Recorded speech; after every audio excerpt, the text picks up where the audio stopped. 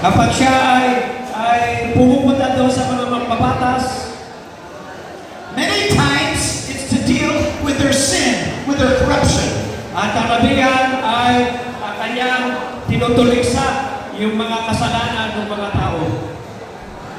One president I met with, At ang isang tao na kanyang naalala, and I asked him directly, Mr. President, at sinabi niya, Presidente pa to, sabi niya, have you asked God to forgive you for murder? nasabi, patawarin ka ng Diyos sa iyong naging pagpatay. Another parliament in Africa, Isang magbabatas na nunukulan sa Afrika, when I was speaking to them, nang siya ay nagsalita doon, God showed 5 members of parliament that had killed people. at tunay na siya nagsalita at tinukoy yung 5 mga magbabatas na sila ay pumatay din. And I named them. At sinabi niya yung mga pangalan. Sir, you shot a man in the head, you killed him. At sinabi niya, itong ginawa mo, binaril mo isang tao sa ulo. Sir, you put a knife to a man's throat, you killed him. Ikaw naman ay pinatay mo isang tao at nilaslas mo ang kanyang liig. 5 members of parliament guilty of murder. 5 miyembro ng mga magbabatas ay nakasala sa pagpatay. I said, God is saying there is grace right now. Hallelujah. I believe ang Diyos ay nililintol na talaga maski ang ating pa sa Pilipinas. If you stand up Kung kayo ay tatayo and confess of your murder, at ang iyong ihahayag iyong kasalanan sa pagpatay, God will forgive you. patatawarin ka ng Diyos. But if you do not, Ngunit kung hindi ka magsisisi at maghahayag ng iyong kasalanan, for every week I'm going out of this country, ay ikaw ay hakatulan ng Diyos. one of you will die. Hallelujah. At pwede rin kamatayan. And you'll know God sent a real prophet, a real man of God to this parliament. Hallelujah. At pinadala ng Diyos ang kanyang lingkod sa mga mambabatas na ito. 5 members of parliament stood up and confessed of murder. At ang 5 miyembro ng mga mambabatas na ito ay tumayo at kanilang tinanggap na sila ay pumatay nga. God loves you. Mahal kayo ng Diyos. Many governments around the world, many members of parliament should be arrested for murder. They should be in jail for corruption. Maraming miyembro ng parlamento ay dapat sila rin ay talagang umamin ng kasalanan at sila ay nagsisi. There's people in this prison. Merong tao sa kulungan ito. Some are innocent. Ang iba ay inosente, hindi naman nagkasala. Some have committed the crime. Ang iba naman ay talagang nagkasala. And some have been committed even worse crimes they were charged for. At ang iba naman ay talagang nagkasala na sobra pa.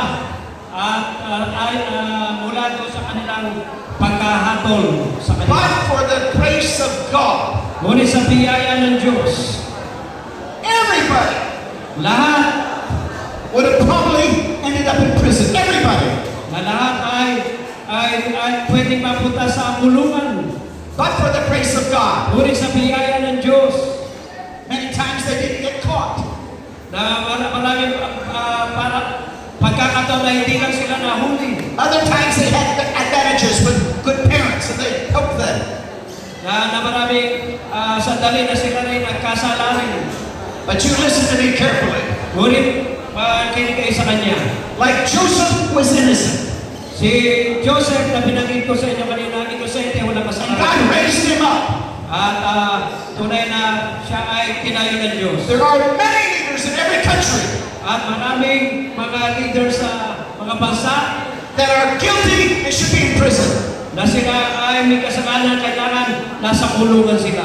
Can you say amen? Can you say amen? Can you say amen? God loves you. Mahal ka ng Diyos. I work with the leaders of the world, the governments, the presidents. Siya ay nakipag-usap na sa mga tao na mga nangunguna sa bansa, presidente. But I also expose their sins. Ngunit kanyang inahayag ang kasalanan nila. I also call for national repentance. Siya ay nananawagan sa pangkalahatang magsisisi. Because four sins bring judgment on a nation. Dahil ang kasalanan ay magbibigay hatol sa isang bansa. Idolatry, Ang pagsamba sa Diyos-Diyosan, immorality, ang immoral na killing the pamumuhay, innocent, pagpatay sa mga and dividing the land of Israel. And dividing the land of Israel. at yung lumalaban sa Israel. Now listen to me carefully. Makinig kayo mabuti. They're trying to create, like the Bible warns, a one world government. At meron mga nagpaplano na magkaroon ng isang gobyerno. They're trying to take away people's money and make you take a mark to use your bank account. Aalisin ang pera at ang ilalagay na lang ay chip na para tatak ng ng peace o anti-Christ. The Bible says some nations will rise up and come under Jesus Christ and fight this new world order, fight this antichrist. Ngunit meron mga grupo na para kontrahin panukalang ito. President Donald Trump is fighting the new world order. Si President Donald Trump ay nilalabanan niya itong bagong paraan na ito. He said, my people will not be marked. Ang kanyang mga tao, sabi niya ay hindi matatatakan. I've already met in his home to pray for him, and I'm going in 10 days to be with him in Washington, D.C. At in 10 days, ay magpupunta siya sa Washington, D.C. para ma-event si President Trump. God showed me that 2 times they tried to assassinate him, and I warned before it happened. 2 beses na binalaan si Dr. Russell ng Panginoon ng Ero magtatangkap pumatay kay President Trump. God is real. Ang Diyos ay totoo. God is real. Ang Diyos ay totoo. God is real. Ang Diyos ay totoo. Can you say amen? Amen. There are angels here right now. Meron mga anghel rito sa oras na ito. I've had angels walk into my meeting. Hallelujah, na lumalakad sa lugar na ito. I've had people rise up to attack me. Hallelujah. Ito ay naranasan niya na sinamahan siya ng mga anghel. And they freeze and can't move. Hallelujah. Meron mga nagtataka sa kanya. I've had people threaten me. I've had people threaten me. Hallelujah. At ang mga tao. And I gave a warning, if you don't stop, Amen. the breath can come out of your mouth. Amen. Hallelujah. Na magsasalita sana, ngunit pinigilan ng anghel. They continue to threaten. Hallelujah. Meron mga nananabot sa kanya. And they fell over dead. At sila ay bumagsak na patay. Nobody can touch me unless God allows it. Hallelujah. Walang makakalipo sa isang lingkod ng Diyos. Can you say amen? Amen. Nobody can touch me unless God allows it. Hallelujah. Na walang makakatat sa man of God. Katulad ni Moses. Now listen to me. Some of my best friends in the world Na mga kaibigan niya sa buong mundo used to be in prison. na dating mga nakakulong din.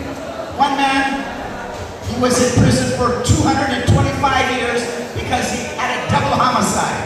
At ang sentensya sa kanya isang tao, 225 years na dahil sa dalawang pagpatay. He would never get out. Hindi siya makakalabas. Another man named Tassada, Na isang tao, ang pangalan ay Tasay, a Muslim, na siya ay Muslim, that shot 300 Christians and Jews in the head with a sniper rifle. na siya ay pumatay ng 300 mga Israelita sa pamagitan ng baril. Should have been executed. Na dapat siya ay pinatay ayon sa katulan. Another friend of mine, Milton Alvarez, At ang isang kaibigan niya rin ay inaresto. bullet shot 5 times in the chest and fell. Hallelujah. 5 beses na siya pinaril, bumagsak. He was in the mafia, Na siya ay nasa mafia. assigned killers. Siya ay mayroong tungkulin na pumatay. They said they would never be out. At sabi, hindi na siya makakalabas. One by one, they accepted Jesus. At yun nga ay tumanggap kay Jesus.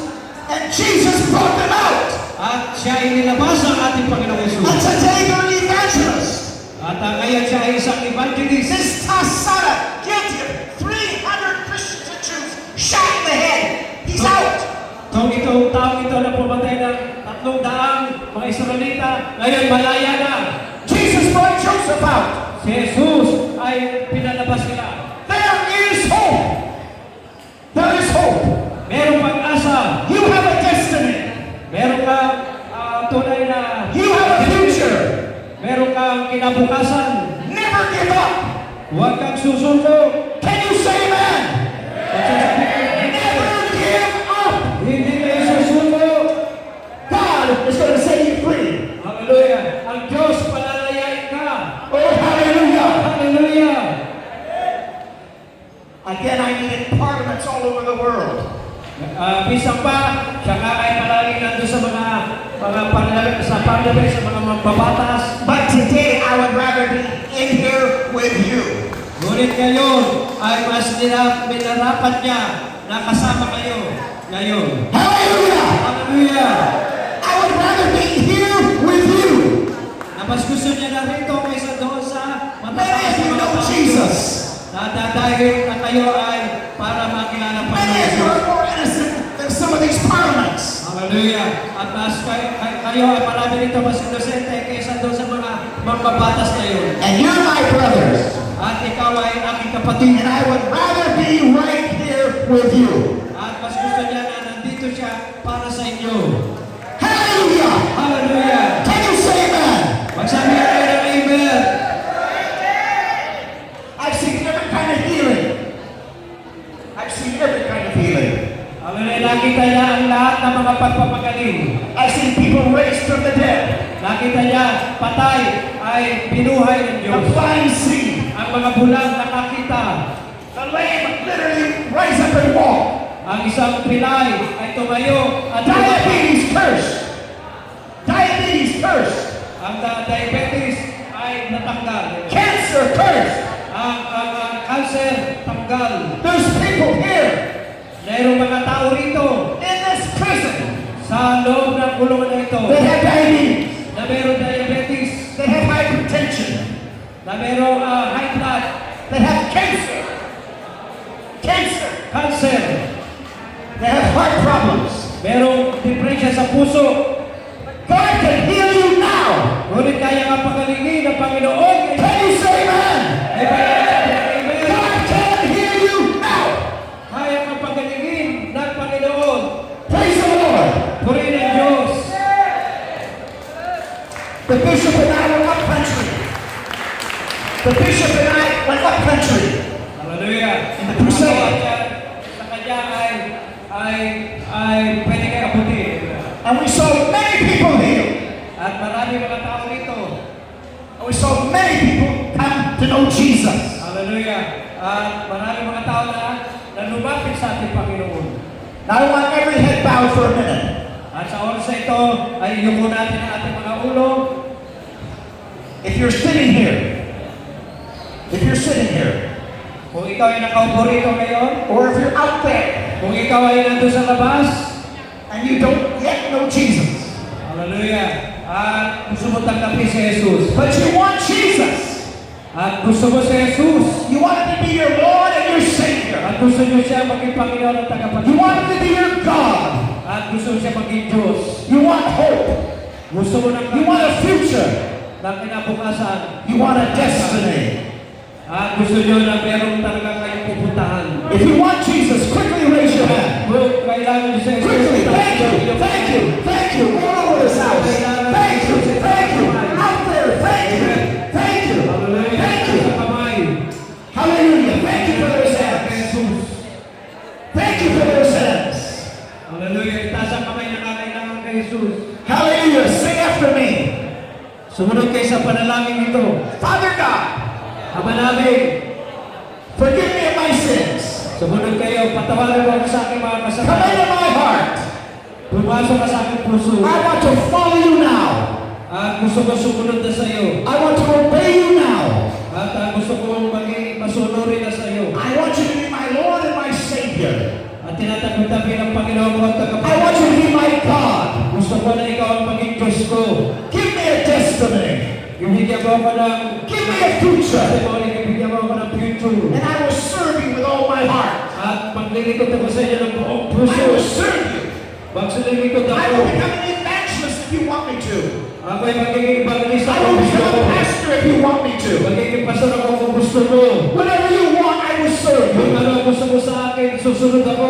In Jesus' Sa name. pangalan ni In Jesus. Jesus' Sa name. pangalan ni In Jesus. Jesus' Jesus' name. Pangalan ni Jesus. Amen. Amen. Give the Lord a big hand clap. Give the Lord a big hand clap. Hallelujah. Hallelujah. Hallelujah. Hallelujah. Hallelujah. Thank you, Lord.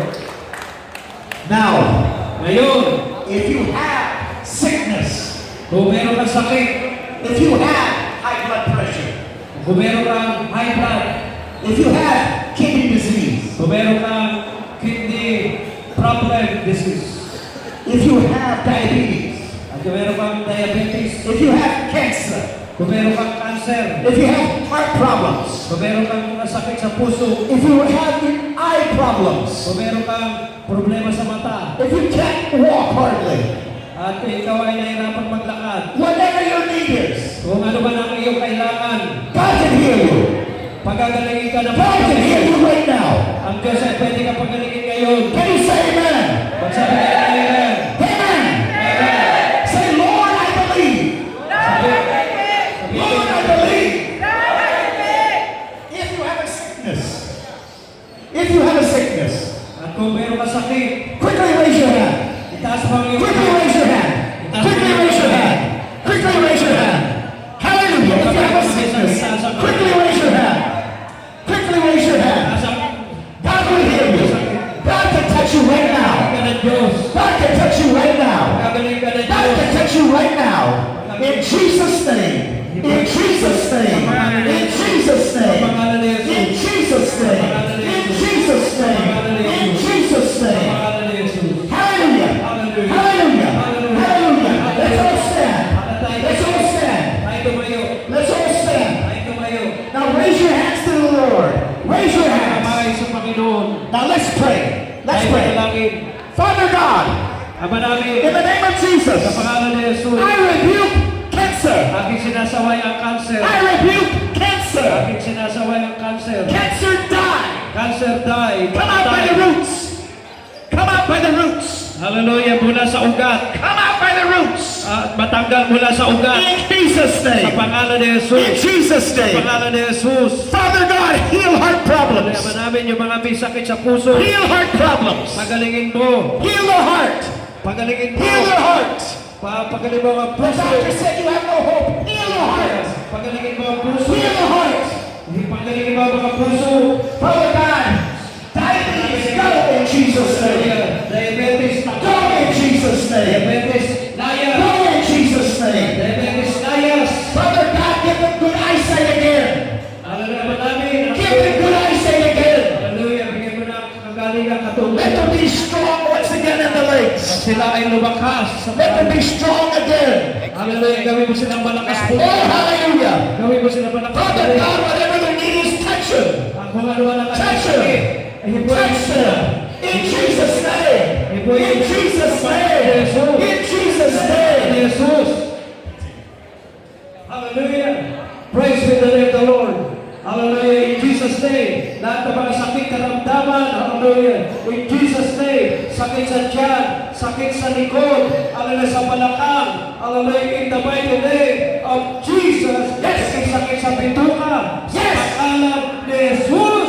Hallelujah. Yes. Ikaw ang kanilang manggagamot. Hallelujah. At ano man ang sakit nila ngayon. Yes. Hallelujah. Ay naniwala kami na sila'y pinagaling mo. Salamat mo sa kagalingan. Salamat mo sa kagalingan. Lahat ay dinadalangin namin sa pangalan ni Hallelujah. Jesus. Lahat ay magsabi ng Hallelujah. Hallelujah. Hallelujah. Give the Lord a big hand clap. Bigyan natin malakas ang hakbang ng Panginoon. Now listen carefully. Makinig kayo muli. As the president of World Ministries International, Siya po ay galing sa World Ministries International. you can reach me by my website, worldministries.org. At pwede niyo siyang makita doon sa ministry international.org. Worldministries.org.